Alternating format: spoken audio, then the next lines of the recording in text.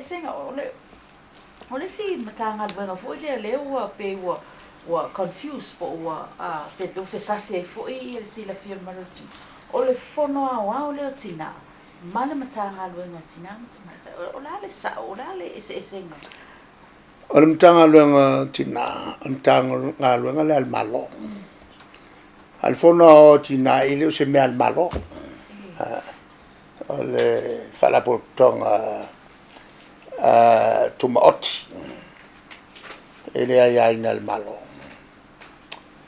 ole tulangala ele tuna sa kile al vives il temi fatto a tu me ele malo le ona ole lo kinga ma ko vo ya lu lo ya ko kapo ye we lo po filme ya le la wa nun volto au ole lo kinga poi le al fala ko ngai o ya le lan fatu ai lo le fala po tonga le al malo fala po tonga at o il tanga lo tina le ye le minista male fionga ya masanga al faulu motina umala samo utofia le malo al pawala le fala po tonga mai le la fa ngone ole tanga luanga tina e o mai uma ai komiti o tina inu ini mta upu mnao yai le minsta male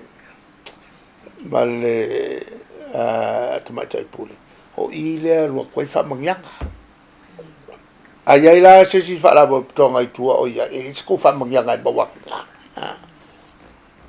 o le mela o ya o le memo ko pi supo ai lo le se memo wai ale tulangala na le tau tulai mai ai si fale tonu le pe na etal no mai mal ma fo tonu na le fa tu ai lo le tanga luanga tina le chapipi o wole lo kinga po felme au ia po le committee tu mama po le fono au tina e ale alawa o malkani o mangingo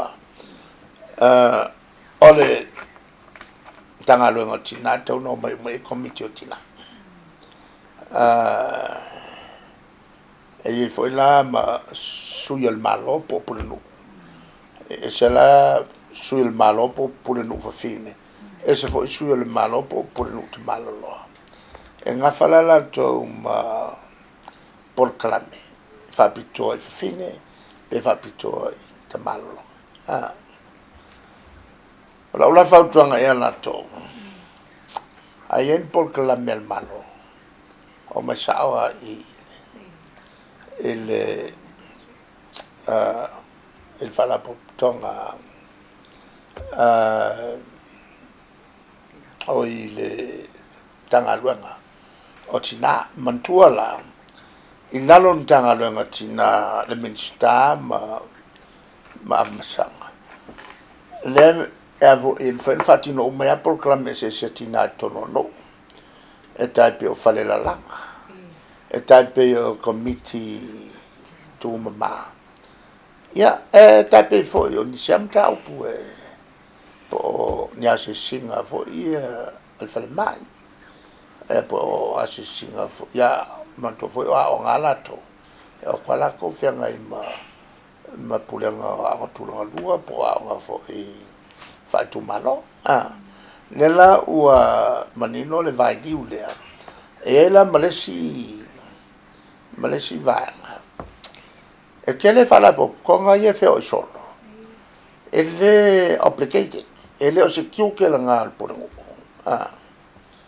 po su tina le lo le fa la po con a fe nga le malo a foi fa fe ai a quala si fa la po con e pura la ko la yerbu ai le o ku fa nga fol por ngu o por ngu po su le malo kasia le la ko il merlo kwai le fa con e lo ko il scan e male ma le a whaalurunga. Ai au kuloa so se wha la tonga. Whekaria la kou ma o sawa la kou urengu. O sui al malo, tangata al malo. E se mea le a kari koe fua. Ingi wha la konga I kua. Le o se la kou kiukera. Pawale mea wha whengai. Mga luenga. Wa o la tau o tangata whengai luenga al malo. Al melale ia manino lelei. Onga wakele whala popkonga. Al mesia whala popkonga kike e mai malo. Wa aku kau pe uskai aku fuile lo la ko vaingal malo la to ele oni vaingal malo. Nga aku le fai me valea. Fai la ko fon kanga kike e mai el malo. Ele aila ele nga le paua le me ia mga kua la ko ngai. O la to tangata whainga vaingal malo. Nga le malo fo ila responsible ia. Fa longo mai ia. Ele au eva. A kuala ngi fala popkonga fia ku kai pe skonsek. Yo me anal no la to. Fa karielo le go pe karie peleat. Po skonsek po se paki po se o me anga fa fia ngai man. Wanga I alwa ku la lo fa valer ngu. O matone o sul malo. Ngarwele o me ale avo. Ale ngu. Ele ai mana fai uma fa la tonga wala ko o sa wala ko o la ko isa mo e fenga mai fo sa mo